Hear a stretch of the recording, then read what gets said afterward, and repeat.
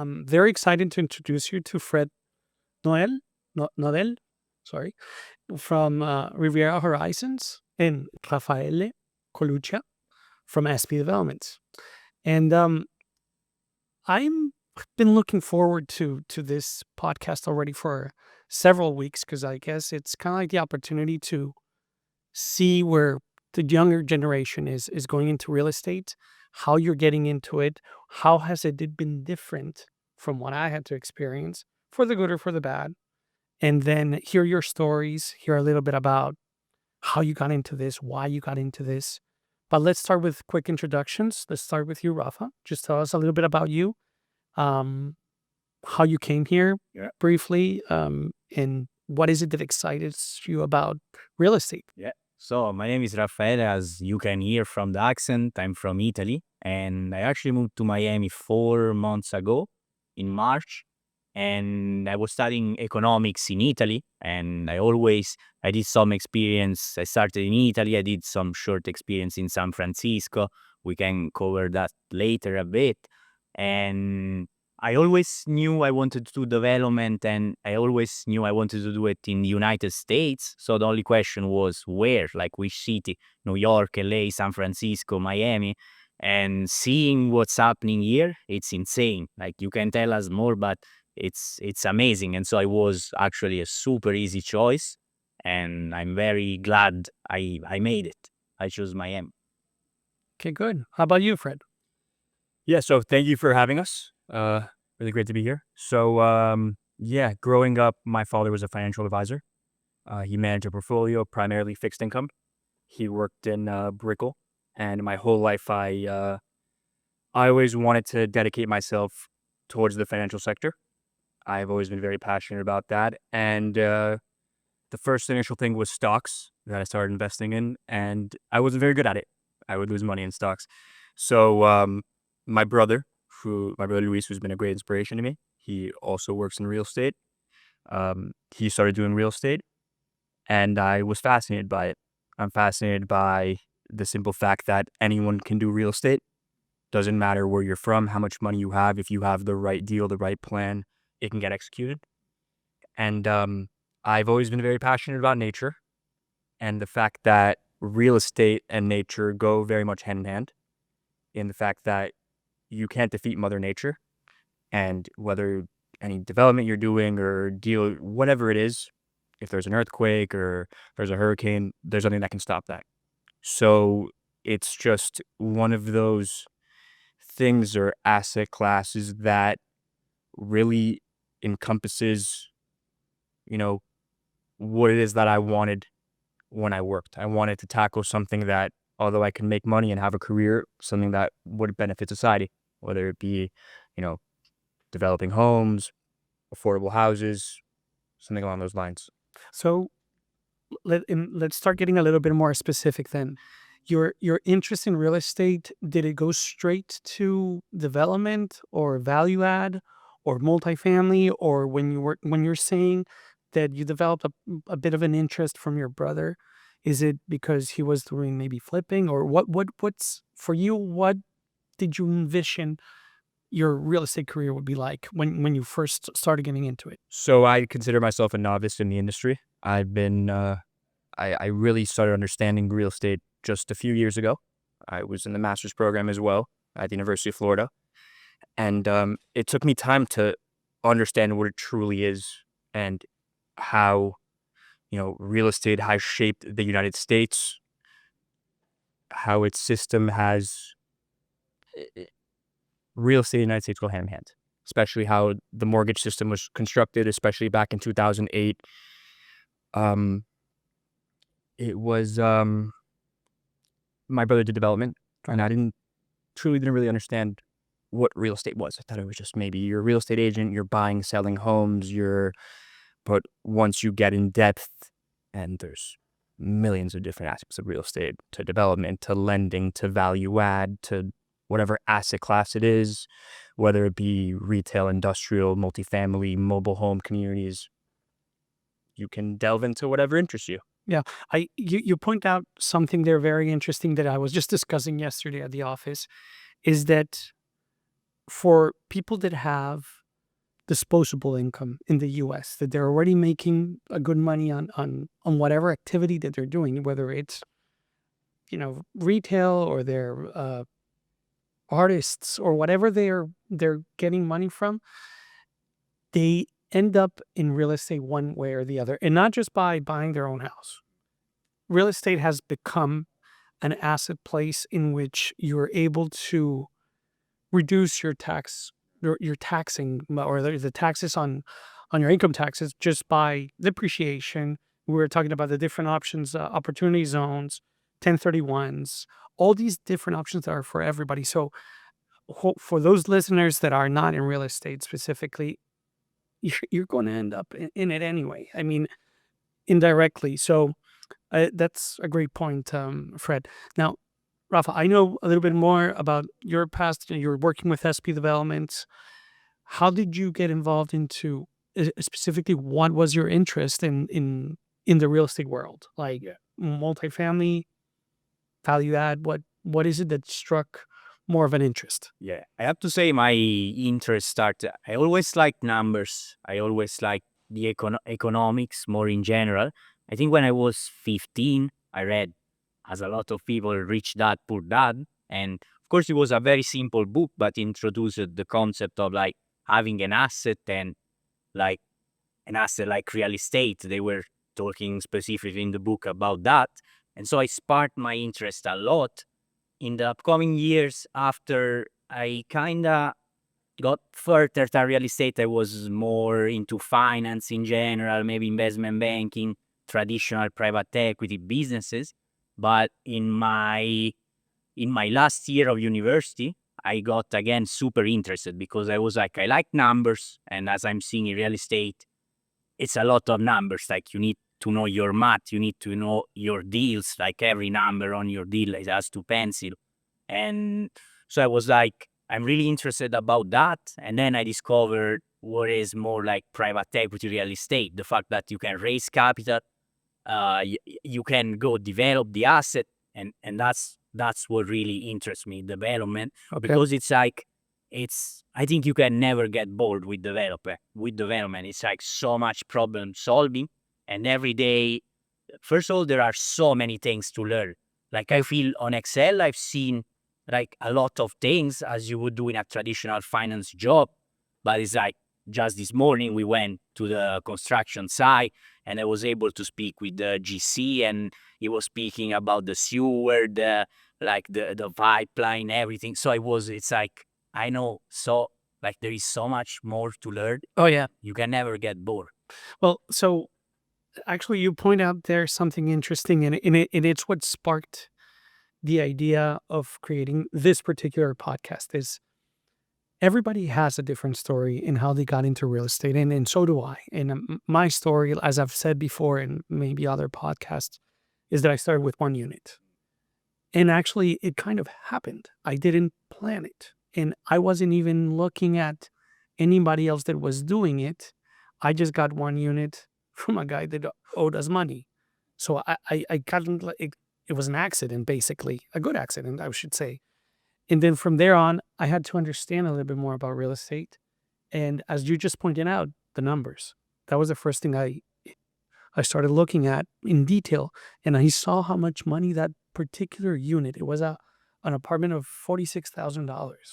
I remember the number even.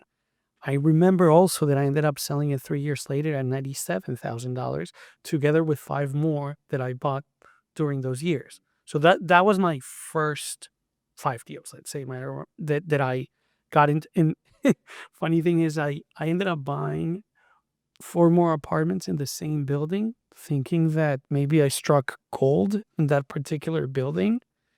And no, I mean, real estate was everywhere. This was, by the way, in Homestead. So, and it was rented to Section 8. So I started learning a little bit about that.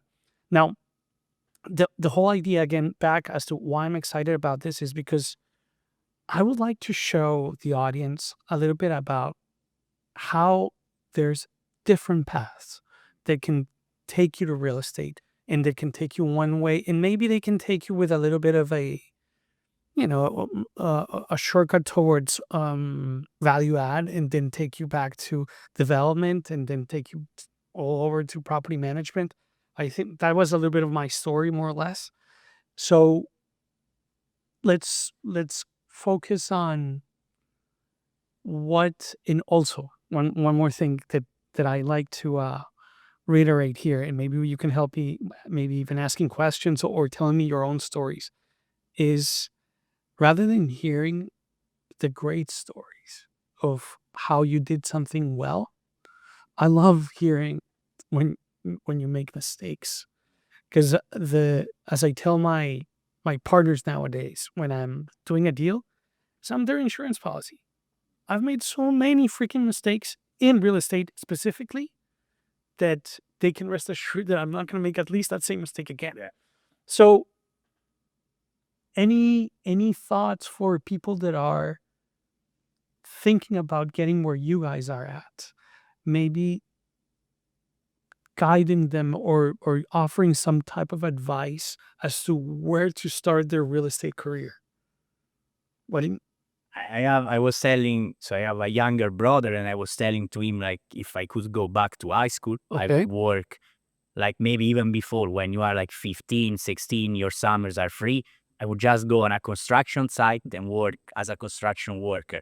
Because now, like, I studied economics, I know the numbers, but it's like I really want to know more about, what happens in practice. So it's like if you have the possibility, like even before university, because then with university, you have to do the summer internship, you have to do the study, so you can't really do it anymore. But in high school, you can, I think, because even if you want to do value add, fix and flip, you need to have an understanding of how things work even in a single family homes, or even if it's more units or much bigger as we're doing with SP developments. But I think it's a really good foundation. And once you have that, even when you look at deal, like if you look at a fix and flip deal, yeah. you need to know the fix part before Okay. flipping it. Otherwise, Okay. you look at a deal and you don't know how much it costs, what is, even when you do a due diligence, I think you really need to have a foundation on that. I kind of agree. And let me give Okay. you my opinion on that. I can tell you that I know enough about the different areas of real estate to be dangerous, like to be able to defend myself, like more or less with a banker, for instance, that's going to ask me about, hey, where is the foundation at right now? And maybe I can say one or two things. And then as soon as I speak to an engineer, I will sound stupid. I will make sure, I mean, I can definitely tell you that. I think real estate, as many other businesses, are a combination of talents. And I always remember that in whatever room that I'm in, and this is a saying, I don't remember from whom, is I really try to be the stupidest person in the room. Because it means that there are other people that know more about me in all these different aspects. So I don't disagree with you that you would have learned great experience in maybe being at a job site. I don't know how much I would spend time on it, but it's enough to understand, like, what it's all about. But then I think that there's a guiding principle, which is how can you glue all of them together? Like, that's a developer. A developer is basically somebody that finds different talents in different places and puts them together. And then you're supposed to know enough to have a conversation with an engineer and know, okay, this guy knows what he what he's talking about. And then talking to the finance guys, like, okay, this guy can put a model better than I can. Okay, then that's the guy. Or in marketing, somebody that can handle that better for me that I could. And at the end of the day, I really, if you start looking at the company where I'm at, most of the people that I'm surrounded with are better at all of the things that they do than me.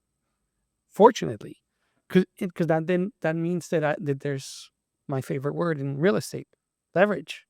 Yeah, I can leverage on them so that they can perform and do, and I don't have to do their job, basically.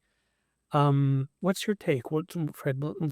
So again, to the question is, how would you guide your younger self on how would you do something different, or remember something that you're like, oh my god, I just spent a freaking year on that maybe I could have just saved by just going straight to this. Yes, 100%.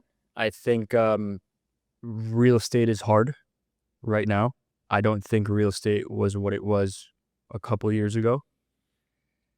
I think that if you are going to get into this industry, I think, especially coming from someone who works on the brokerage side of the business, it's cutthroat and it's difficult and there's a lot of competition and you have to be willing and prepared to fail, and I failed.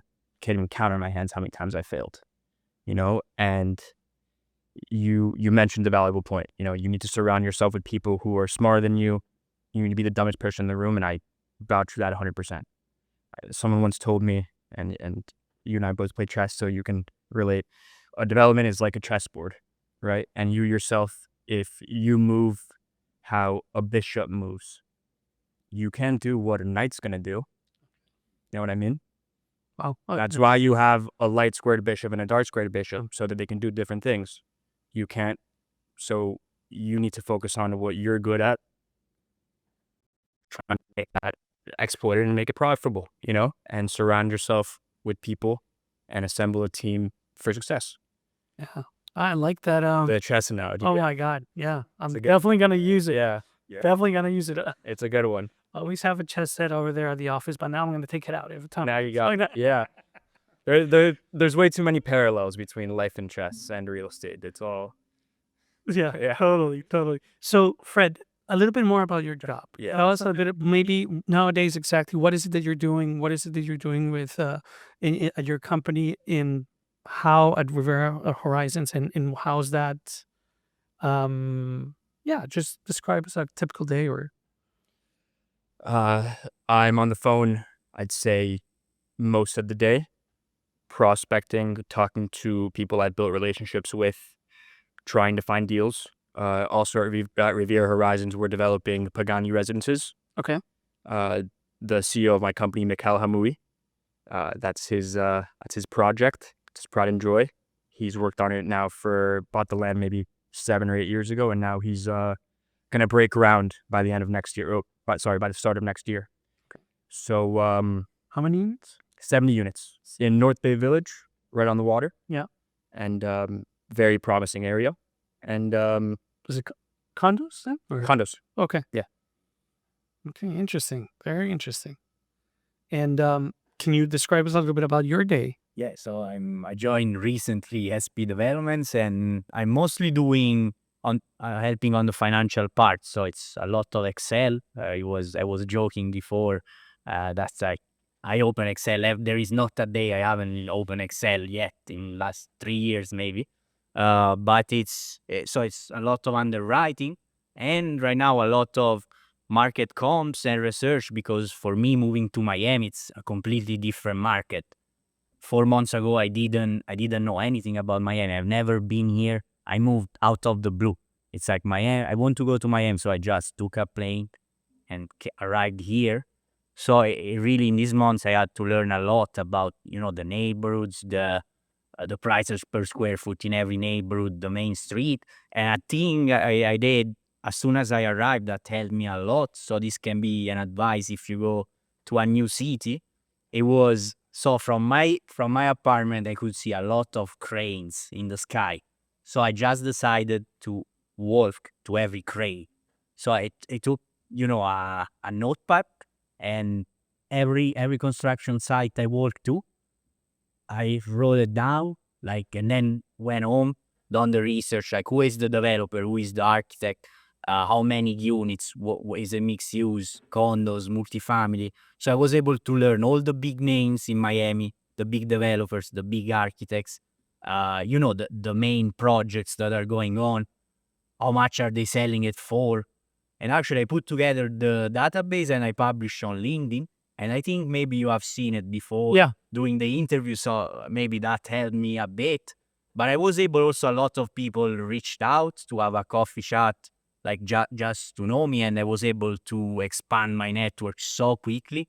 Like, keep in mind, I just arrived and I didn't know any single person, so it's like it was just me, and so I needed to expand the network because it's everything. But give us the story. This is fun, by the way.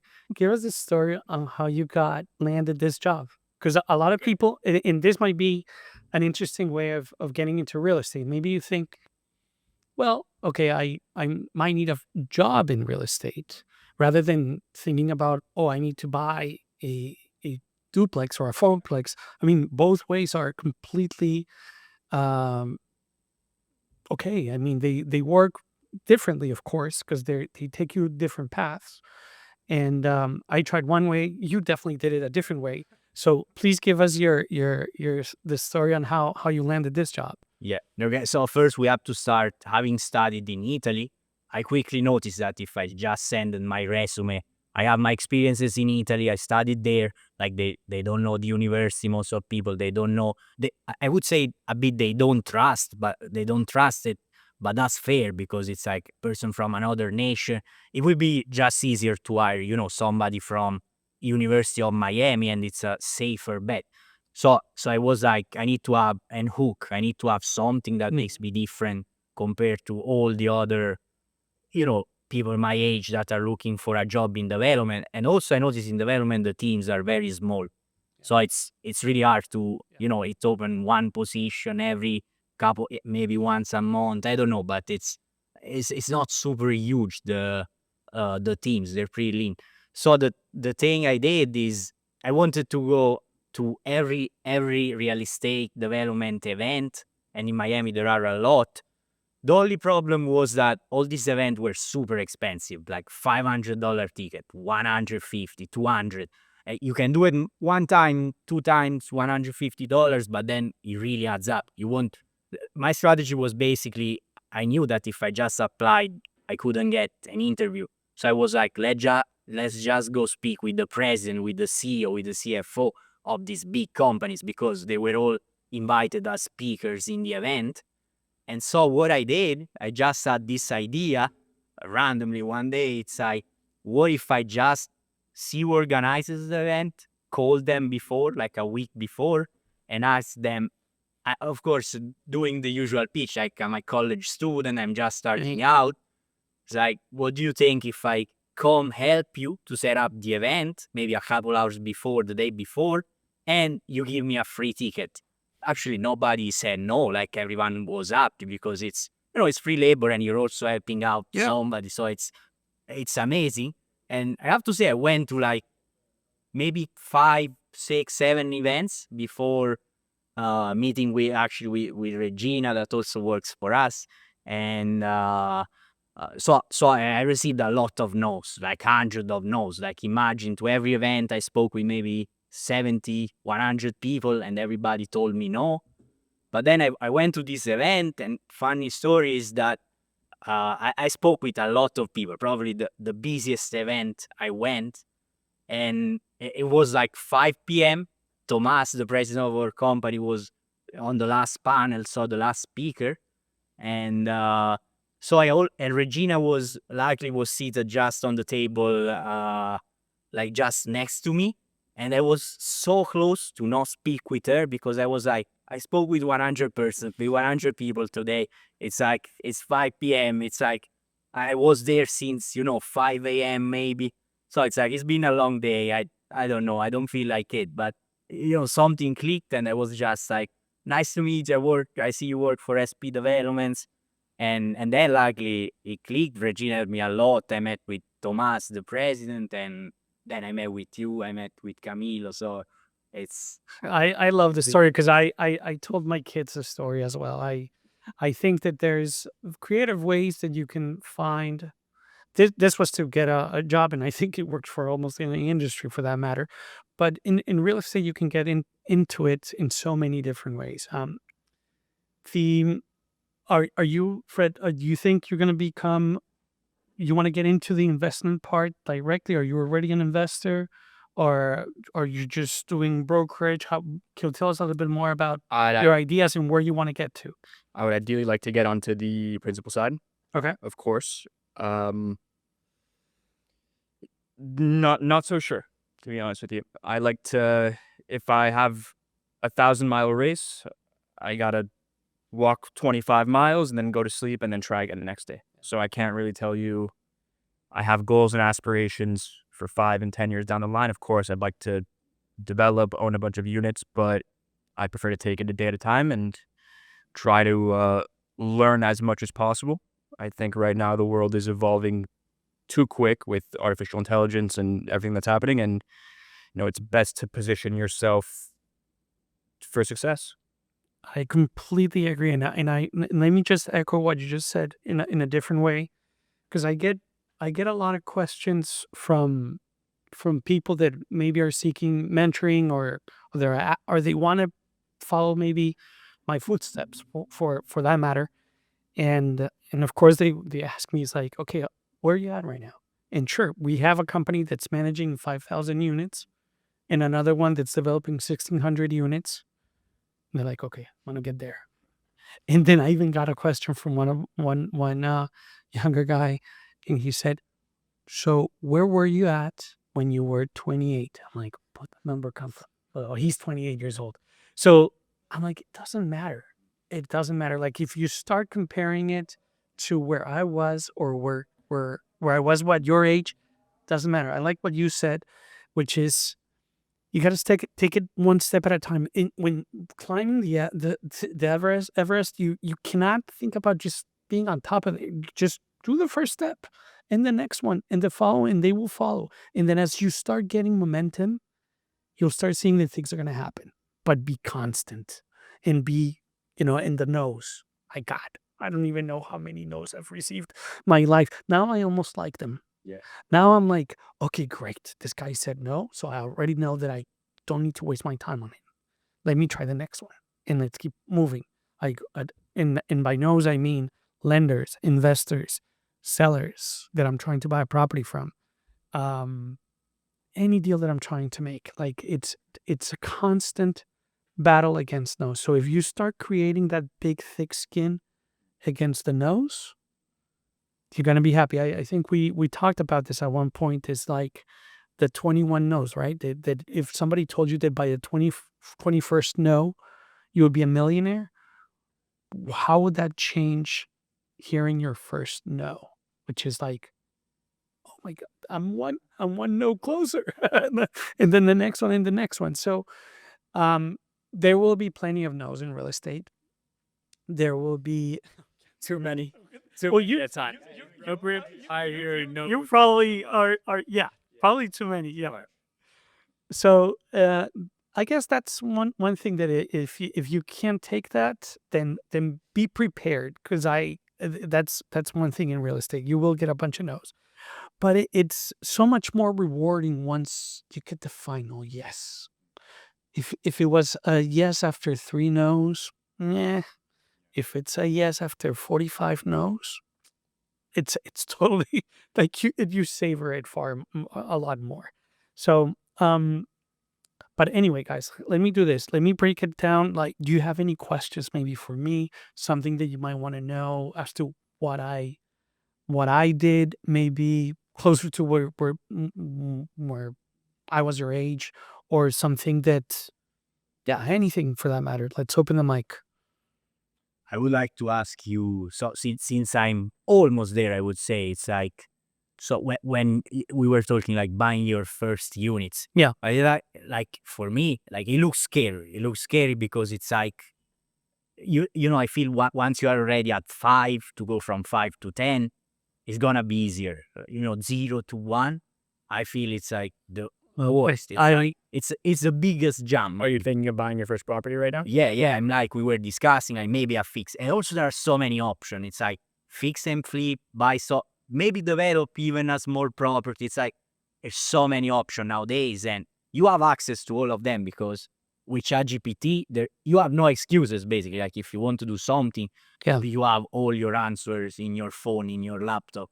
So I wanted, how do I navigate? You are absolutely right that in saying that your first unit might easily be the hardest one. I completely agree, because that means that you have to go through the full process of finding it, underwriting it, closing on it, which is a task of its own, rehabbing it, refinancing it for that matter, and then probably selling it afterwards.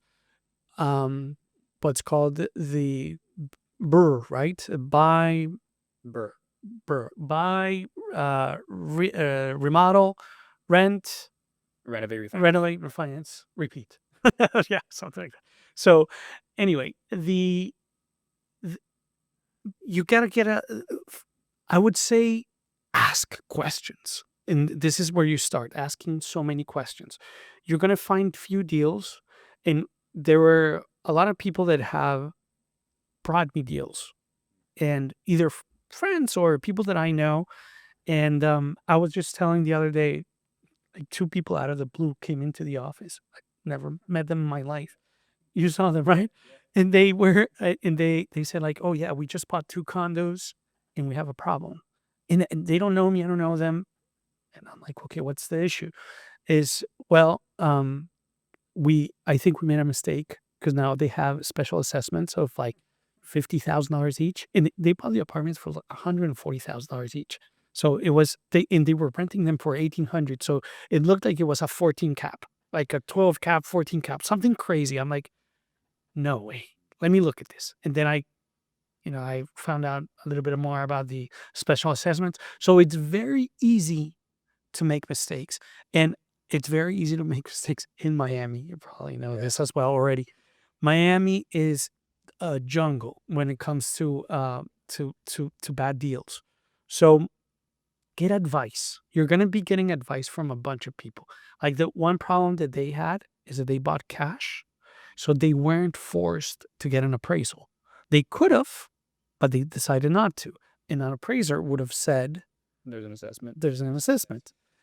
So they made that mistake. Or there is a lien. It's like, if you buy cash and don't pay for a title search, it's like, you don't do that. Like, you need to find an attorney that does the legal work. Now, I got to tell you, specifically on buying one unit, I don't want to get ahead of myself, because we're going to be doing a podcast specifically on buying one unit, and then another one on buying 4 units, and then another one on buying 10 units, and how they differentiate from one another. So if you take the full course on that, which I'm not going to charge, it's you will be able to understand the intricacies of each one. But if I can give you one advice right now, is questions. Ask many, many, many questions. Are you considering a condominium or a single family home? Yeah, so the fact that honestly there are so many things you can do. And we were even discussing like an FHA loan, like maybe buy a fourplex, live in one unit. Like there's so many things. It's actually, and the thing is, for us that we're very young, it would be much better to like specialize into a niche and get good at it, and start having success in it, and then you can transition and lateral later on, because you kind of have a track record of success. And even lenders, they will trust you more, new partners, new investors. So it's like, I would much rather get, if I decide fix and flip, I will do only fix and flips for maybe 2-3 years. Yeah. And then, of course, expand my, my horizons. Okay. What do you think, Danny? Well, listen, I was at a conference, and they asked this question, because let's start with the first thing is, where do you find a deal, like a great deal? And they were asking specifically for development. It's like, where to buy land nowadays. And then I remember the guys next to me started saying like, well, I have a great relationship with brokers, and they get the deals to me, and then before they hit the market. And then the other one was saying like, I have I'm looking at a databases, and then following with cold calls and so forth. And I know when I was answering this, I was a very comfortable position, because I said, no, I don't do any of that. Yeah. Fortunately, nowadays opportunities come to me, and but it didn't start that way. And the opportunities do come to me because people already know me. I guess we're making enough noise that people that are in my sphere of friends and families and people that know me is like, hey, I know a real estate guy. And because they hear maybe their neighbor saying, "Oh, I'm going to be selling 2 parcels that are together here, but I don't know who to sell them to." And then they bring the deal to me, off market, no brokers. Then I start to underwrite it. Now, you have the fortune of being a broker. You do, in fact, get deals straight before they hit the market. I know there's rules about whether, how you can get to the deal and buy it yourself, but at least you're getting that first place there to be able to get into a good deal. So typically nowadays I haven't been buying anything that's on the market, that's listed on, I should say listed. Off market deals, uh when I get the offer from 3 different brokers and it's not listed on the MLS, it's on the market. It's and so is it, that doesn't mean it's off market.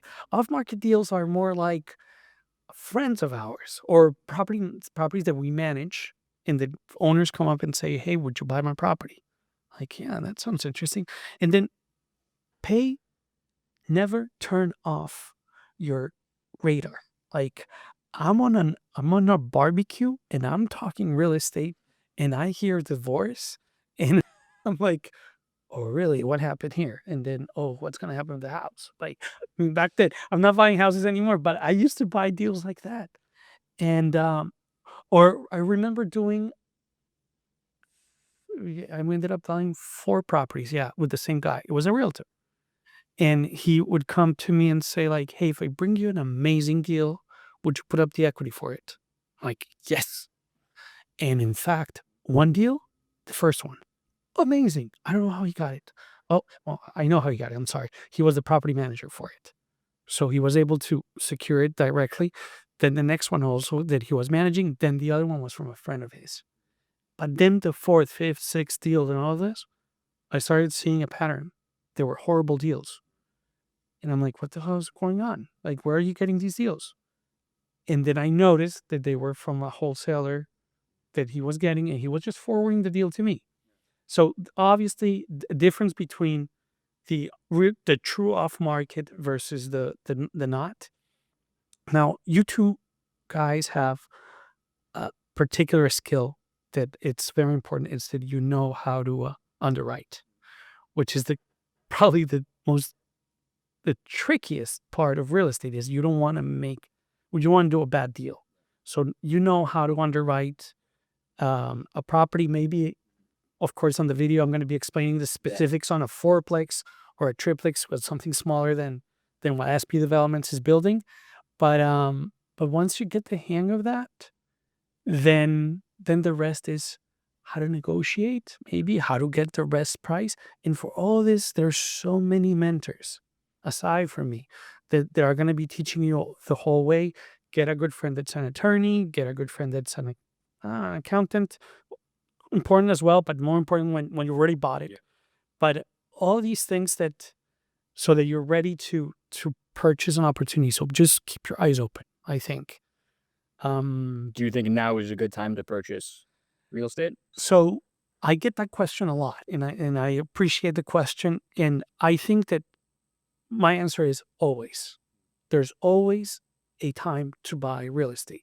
It's very simple. You just need to buy low. Real estate is buying low and selling high. And depending on whatever the market is, I do not look that closely into macroeconomics. I look into the microeconomics of deals, and then go even deeper. I mean, I can tell you that right now we have 642 units that we're developing in Hialeah.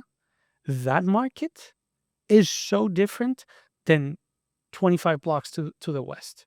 Still Hialeah, but it's not comparable to our market. So I can't, and then comparing it to my entire Miami, or even worse, South Florida for a matter. You can't put whatever huge economics are happening in the U.S. and then making a decision just on that as to whether you want to move forward with a purchase or not. There are different reasons why I would buy a property or not, and I've bought notes, for instance. So that's an interesting way of getting into real estate. You don't need to buy the real estate sometimes. You can just buy a note. And buying a note can be as easy as, and not as easy, but as simple as reaching out to maybe a small bank, maybe somebody that knows a small bank, and they have an REO like sitting there, and you're like, hey, you want to sell that note? I can just take it off your plate, buy it at 30 cents a dollar. Now you own a note. Who keeps the title? The owner of the property. You need to foreclose on them. So, I mean, But it gets sent into REO and so the bank retains the title. Well, if it's not sent to REO yet, I'm sorry. So yeah, Okay. good question. Sorry. So it's either an REO or it's just a note that's still being serviced. You can do both of them. If they already foreclosed on it, then it's an REO, and then you can buy straight the title from the property, and then it's under your name. But I've done both. What's the typical return on that?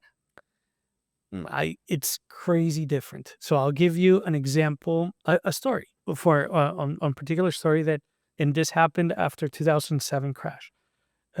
We ended up buying a note for a 64 unit apartment building in Opelika, and I remember that the mortgage was $2.4 million for 64 units. It was already underwater. Even at $2.4 million back then, the value of that property was maybe 1.8. So it was clearly underwater. I ended up negotiating the note for $800,000. I didn't buy it. I negotiated.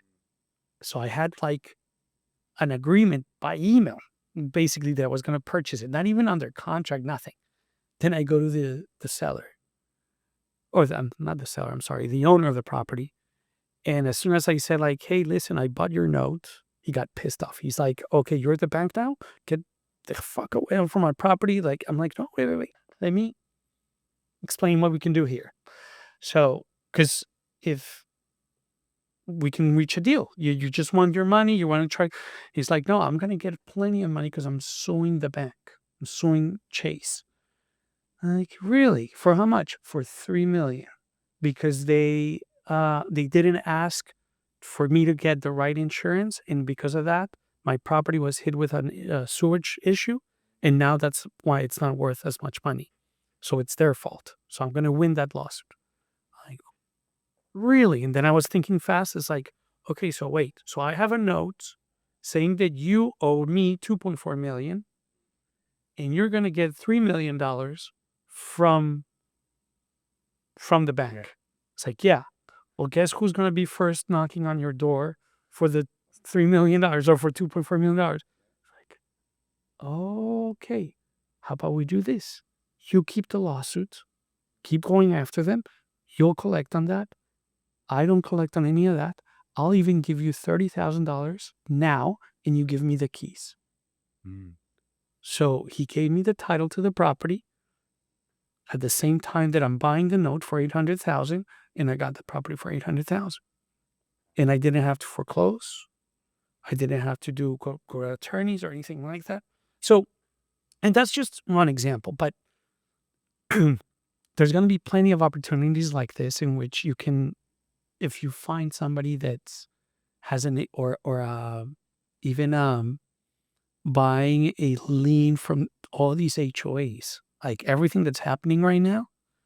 You think that's a good investment in Miami HOAs, especially with... Oh, of course. So it depends on numbers. So that's back to your question. Is now a good time? It's always a good time if you find the right deal. So I'll give you an example. An actual example of something that I ended up doing.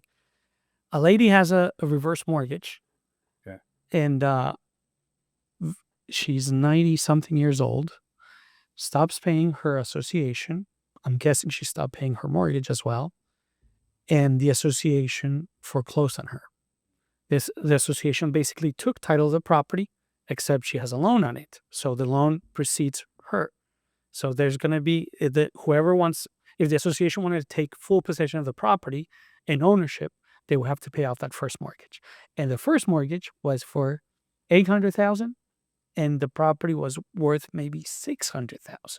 So basically, it was $200,000 underwater. So you're like, why would you pay anything for that lien? I ended up paying $13,000 for the lien. The only thing I got is that I'm on the title. But now I don't owe the money, but the property owes the $800,000. So what do? The deal here is I rent it. I just rent it. And I rent it for almost $4,000 a month. I have to pay $1,000 back to the association. I make $3,000, or because I don't even pay property taxes on it. And then every month I collect $3,000 on the note. See, you see the Yeah. and now it's been almost 3 years. So do the math. Like I've recovered the $13,000 or $12,000 that I put in. I recovered it in 5 months, 6 months, and the rest of the money just keep so in it doesn't like it looks horrible. Like it has such a huge now the loan is like at $1 million. Am I gonna pay it off? Never. It's not my loan. It's it is a lien on the property. Now let's see what happens with the bank. But you have all these different options. Real estate is just tremendous opportunities out there. You wanna try to find the one that makes sense. And so I wouldn't stick to thinking like now it's gonna be a good time, because I know that that's a little bit what we do in development. Like try to predict the future. Yeah. I want to say that when we do models, and you've been responsible for doing a lot of the models already at the company, is we have many cushions on the rent, cushions on the expenses, cushions on the cost of development. But we're not trying to predict a rosy future. We're gonna try to, and nor are we trying to predict a horrible future either. Like we're just trying to stick to, you know, there are cycles. So fortunately for us, that we do deals in which properties get rented.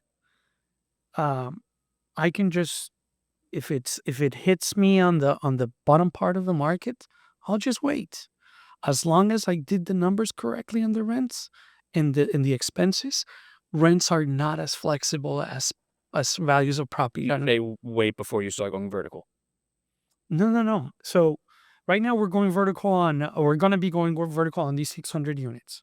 So I don't know what's your take on what's going to happen in 2 years when we actually start renting. If it's going to be better than today or is going to be worse. We are saying that it's not going to be worse, but it's not going to be any better. So that's what we put in the model. And then from there on, we expect a very little increase in rents. And then even given those assumptions, the model works. So we're like, let's move forward with the construction. Worst case scenario is that cap rates go high. That properties are gonna, the investors are gonna start, that they're not gonna value the property for as much as you were gonna value. My next question: what happens if you put down, say, 15% for land that you're going to buy? Yeah. And tomorrow you wake up and it's lost 30% of its value. Okay. What happens from there? So land, the first thing I do with land is that you never buy land for whatever it's worth. Yeah. If you start with that presumption, like you already have made your first mistake. You buy 30% less. Like you need to. That's the biggest cushion you need. You gotta get into the deal at a discount. So in all of the properties that we have, and I can show you the comparables on land that's been sold around us, have a significant discount. So it's like, okay, I already got into the land. If that happens, I'm still okay. I can still sell the land. I can still recover my money. Now, then next step is entitlement's going to take 12 to 18 months. Once I get all the entitlement done, and now I know exactly how much it's going to cost, do I go vertical or not? And then I go back to your point. Is this, if I had this building built right now and rented, would it be worth more than my cost? And maybe, just maybe, it won't. So I'm like, okay, I don't go vertical, but then I don't risk the construction. For now, what we've seen is that in at least the projects that we're working on, it is worth going forward. And things like Live Local has helped. And now we want to keep moving forward with the deal. But then let's assume that once it's built, what ends up happening? That we don't end up renting the apartments for what, or I'm sorry, that the market hit they're in a depression or a recession. I'm sorry, they were in a recession. Recession, what it triggers in real estate typically is that the value of the properties will drop, and they can drop significantly, like 10, 15, 20%. But the rents typically are not as flexible. People in recessions don't buy condos, don't buy houses, but they still need to live somewhere. Rents maintain. I wouldn't say they will go up, but they're going to be able to maintain some of their rent. What about the current supply? If there's oversupply, you mean, or Well, so right now, for example, we're seeing much, especially in South Florida, Mhm. an astounding amount of oversupply, especially in the rental market. okay? So you got to be specific. I mean, I would suggest that premise could be right, but then go to the specific markets, because I don't build in South Florida. I build in particular areas. There. So in particular areas have very different Say needs. Edgewater, for example, and I know you guys. yeah. So I saw the other day that a healthy range of inventory Mhm. should be about 6 months worth of supply. Okay. Okay. And then Edgewater is currently sitting at 21 months worth of supply. Oh, wow. So it's, it's that imbalance of, And yeah, and I agree. In Edgewater, yeah, it's crazy the amount of units. We're not. We have our office in Edgewater, but we're not building in Edgewater. and you see on the IMB, sorry to interrupt, there's Yeah. been 2 or 3 projects a week getting approved in Edgewater, and it's, Yeah, I can see that happening, and there's so many units coming up in Edgewater. I did see that. And still the land that they're selling it, it's crazy expensive. I don't agree with moving forward on a deal in that particular area right now, unless your basis was going to be so much lower than everybody else. Then the deal might make sense. But I can see that happening. Yeah, and there's sometimes that you're just going to have to hold back. It's like, okay, this is not the time, and it's cyclical. Then what happens? Hold on. Be able to hold on and have a way that you're going to be, like I said before, if you bought the land for the right price, you can just stay on it and just wait on it maybe 2, 3 more years. It's going to be expensive, but it's less expensive than trying to build. as a developer, how are you able to stomach so much risk? So, okay, great questions. And I got that question from a couple of weeks ago from a guy that does value add. So his point of view is that, hey, there's so many questions in development that you don't know, so many variables to be precise, that it makes it so much more, so much riskier than value add. And I'm like, no, maybe for you, if you know your business and value add, and I used to do value add, so I can tell you the value add has a hell of a lot of many variables. That, for instance, we're talking 1970s buildings or Little Havana. If you're buying a 1930s building, what's underneath? Well, how's the sewage situation? You can't see that. It could look shiny, bright, beautiful with new windows, and then it's completely collapsed with the even the structure or the electric. Things that you can't really see could be shit. And then you have a huge problem because you don't have that in the budget. I can tell you that our costs in construction are down to, before we start building, we're our difference is less than 2%.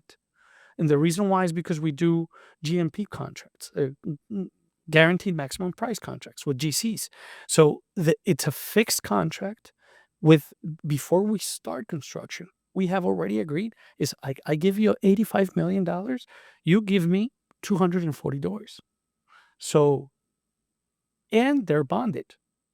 So it's a company that's bonded, a huge company that has a lot of or what happens with if Trump decides to do the tariffs again, you know whose problem that is? It's their problem. It's not mine. I already signed a GMP. It's their problem. They have to, They're the one who eat the costs, basically. and not even them, to tell you the truth. They already have contracts with all their sub-vendors. So it's really the sub-vendors that are eating that cost. And in the smart ones, they don't even have that problem either, because they go ahead and pre-buy. Sorry to ask a naive question. Sure. What if your GC can't go through? Bonded. They have an insurance. So we have an insurance to protect us from, and this is all required so that we don't have that risk. So again, we already know what the land is. We already know what the cost of the building is, almost down to the cent. Better than in value add. In value add, you're like, I think I'm gonna spend $20,000 a unit, and it ends up being 30,000. Like you just hit yourself 50%. Yeah, it's 50% more. That's a big chunk of money. Not us. We don't have that problem. And then the rents. I mean, you've seen how detailed we're with the rents. Yeah. Rents we compare them to the square footage. So it's like, can we charge $3.10 or can we go $3.15? So and sure, we can be off, but the difference is going to be slight. And then the operating expenses, we have a company that manages 5,000 units. So we know of our operating expenses from last month. Then we know what the water's going at, the insurance is going at. You get all these quotes from before. So there's very few questions, really, when it comes to, I got to tell you that there is one big one, which is the cap rate at sale. Yeah. So that I don't know. I mean, I can use what it's going on right now, and I know that B+ properties, A- properties, brand new properties, were selling in the last 2 years at between 4.8 and 5.2% cap rates on really good areas. Whether I would have to sell my buildings at a 6 cap, I hope not. But again, we can wait. We can wait it out. And typically the market will be hitting that 5% mark for brand new properties is something that you've seen in the last 20 years, more or less, that for brand new, it's more or less that number. So I can play around with the timing so that I don't have to sell for less money. But so risk is something in real estate. And again, because going back a little bit to what we were saying before, is something that needs to be, you need to study it as much as you can. The less variables you have, then you're going to be more accurate on whether this is a good deal or not. And I don't want to generalize that value add guy is in a business that's riskier than development. I would say there are developers that have everything calculated down to the cent that are going to be making very few mistakes on their calculations, and there are ones in value add that do the same. In great for both of them. So but you have the right questions. It's like, isn't that risky? Like, or what if this happens? Or how? And then if you start asking the right questions, you're going to start getting the right answers. So yeah, and of course, as Rafa said, getting on that property ladder as soon as possible is what's crucial. And, right now, as a young professional starting off the career, it's you ideally like to see prices go down a little bit more. Okay. Right now. So yeah, especially I was a bit surprised to hear you say that you don't really focus on the macroeconomic. You have to pay attention to macroeconomics. Yes, I mean you have to know what the interest rates more or less are going to. Yes, because you're going to be getting a loan that's going to be 30 years. So I'm not saying ignore it. I'm just saying that I often think that when you look that big of and looking at the country even, then you miss what's really going on in your backyard. And the thing is that what's going to be making money for you, it's what's going on in your backyard rather than what's happening in California. So you got to pay attention to that. I don't want to completely ignore it, nor am I saying that, and let me rephrase. But you need to pay far more detail to what's going on in your particular market. And I'll give you a bar conversation. Like a bar conversation for me, it's more fun to discuss whether my neighbor that's going through a divorce is selling, and then maybe I can get that deal for $1 million for that house instead of 1.4 that's really worth, instead of listening to a guy maybe saying like, hey, what, but Trump's going to be passing this thing, and then there's going to happen this to the economy, and the interest rates are going to go up, and then because the interest is going to go up, then the properties are going to there's not going to be that many houses selling. So, and I'm seeing that now. that what? That houses aren't really selling, and Yeah, I know. Even transactional volume, but separate them. Like month decrease. I don't know, but let's separate them. Condos, I'm terrified about right now. A little bit, like the older ones, not the new ones. The older ones going through all this mess with the assessments of the. I would be terrified if I had a 1970s condo in one of the. Of course, they might be cheaper, not necessarily ones in Key Biscayne, but let's say, more affordable areas, or Kendall, whatever, I don't know. And you have a $200,000 or $300,000 apartment, a condo, and it's gonna be hit with assessments, and you're not gonna be able to sell it. And then if you are gonna be selling it, who's gonna be able to get a loan for it? It's practically worth nothing. Exactly. It starts getting very risky. And then there are and then houses. Houses are, you can start separating them from different places that are completely different. I give you an example. My parents used to live in Doral. I bought my house about the same time, or when I bought my house in Upper East Side, I was lucky. I'm not saying I'm a guru of knowing where values were going to go up. When did you buy it? Before pandemic. So I know exactly, but it's not all rosy. Not for everybody. Not in Doral.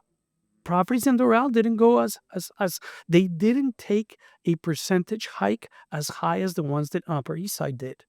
And you look at those numbers, and you're like, what the hell happened? You're saying in growth that the Doral one Didn't hit. And I'll give you one explanation. Maybe I'm wrong, but one of the first one, who were the buyers? The buyers were coming from the rest of the U.S., Canada, all the ones that wanted to live here in Miami. And if you look at a map, I mean, Doral is way west, and it's beautiful. I mean, my parents live there and everything, and it has everything you need, but it's not near the water. Yeah. And for whatever reason, people started coordinating towards buying in the Upper East Side area. The Airbnbs happen the same thing. Airbnb, you can't buy a house to rent in Miami Beach because of legislation. Which is the next place that you would buy if you want to convince renters, Airbnb or short-term renters, to rent your place? Would you send them to Doral or closest to the water? Closest to the water, because it closest to the water, you're going to be still close to the airport. You're going to be close to Aventura. You're going to be close to Midtown. What area is that? Upper East Side. Coconut Grove too, Yeah, of course. So Coconut Grove exploded in value as well. So again, it's not the same. It's not the same everywhere. And if you start learning those differences, then the macroeconomics start playing of a lesser role. what would you say? Because that movement to southeast of Florida, so Miami mainly, Yeah. would you say it was induced because of the whole COVID mania of work from home, causing everyone to, if I can work from my house, I might as well work on the beach. Let me move down to Miami, and It was that, the taxation, which ended up driving the prices of real estate. yes, And yeah, now that work from home mandate's gone and all that, and people are going back to office, Yeah. which other thoughts on, but the prices having gone down, and now you see a negative migration out of Florida. yeah. People are leaving Florida faster than they were coming before, when it was 1,000 a day. It So- is, but it did its task already, because it put Miami on the world map as a place to live in. It wasn't a place to live in before pandemic, or not as much. Now people are looking at it as, okay, I can live there. Like Citadel coming in, bigger companies thinking like, hey, I want to move there permanently. And I know a lot came in, but decided eventually to go back. But we're still getting higher paying jobs, which was the issue here. That We're getting higher paid jobs here in Miami. slowly than 7 years ago, the migration that we're getting. I agree with you on the wage gap increasing, but the median income of Miami has still, decreased. I think it's around 40,000. I don't know that it's been decreasing. It might be. Well, it's not moving proportionally to the rest of the country. inflation or anything else. I would look into that. I would do the what's it called, the JD. the JD, yeah, JD, and check on that statistic. But again, even if that were the case, because we're talking about deals, I think that this is where, because I don't intend to be a real estate professor. Yeah. I want to be somebody that's just shows the way to younger generations as to how to accomplish a deal or deals and get into real estate. And I think that you're very inquisitive, both of you, asking the right questions. Keep doing that. Keep getting more into real estate. Try, make mistakes, and let's keep doing deals. Hopefully, we'll be partners someday as well. So Thank you for having us. anyway, we're out of time, but it's been great having you guys here. I'm looking forward to seeing you around in the real estate world, learning from you as well. So thank you again. Appreciate it. Thank you. Thank you. Thank you.